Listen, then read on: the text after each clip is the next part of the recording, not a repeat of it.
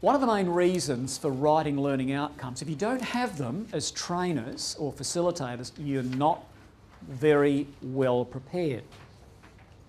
What learning outcomes do for you as the trainer and also for the trainee, they limit the task, so they focus down, start to itemise the task, and they remove ambiguity and difficulties of interpretation. If I had a broad aim or a broad objective that was to cover 2 days of training, not good enough. It's too ambiguous.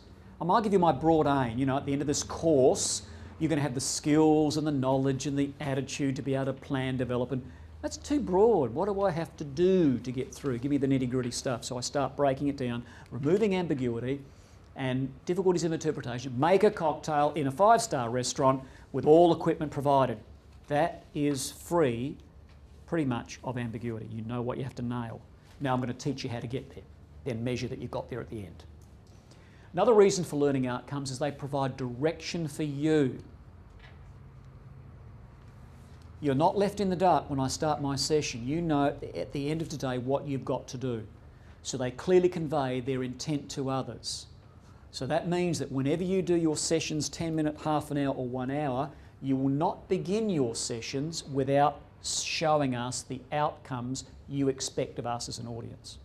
So if you're doing a 10-minute session or a half an hour session on one of your hobbies, and it might be macrame or it might be washing dogs or caring for pets, you must specify both cognitive and psychomotor outcomes that we all lock into and start thinking about and digesting and then presenting to you at the end of the training session. They give clear direction to the learners of what's expected to achieve, so you know and are left in no doubt. I actually like, therefore, I put our learning outcomes up at the beginning on a PowerPoint slide. I like the idea in training sessions of people getting butcher's paper or what have you and putting the learning outcomes up and leaving them up through the whole session. So your learners are constantly looking at the learning outcomes and filtering through the information and locking them into what they have to do. I tell you what also it does, it keeps the trainer on track.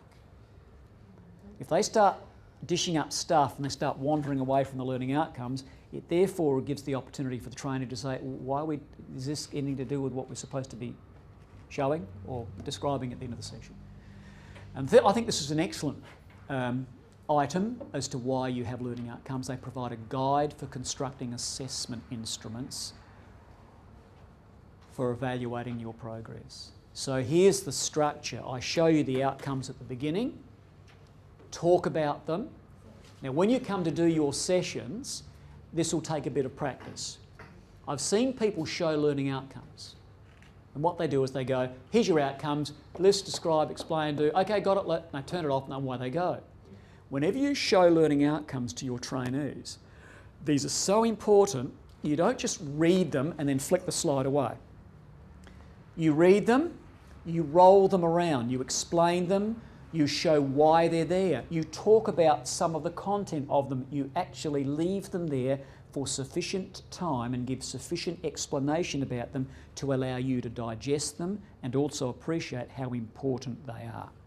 So you're going to hear me constantly saying, Kimberly, did you roll the learning outcomes around? Did you spend adequate time really focusing on these at the beginning? If you didn't, then we'll make sure that you keep practicing your sessions until you get it. So there are some very good reasons as to why we have learning outcomes.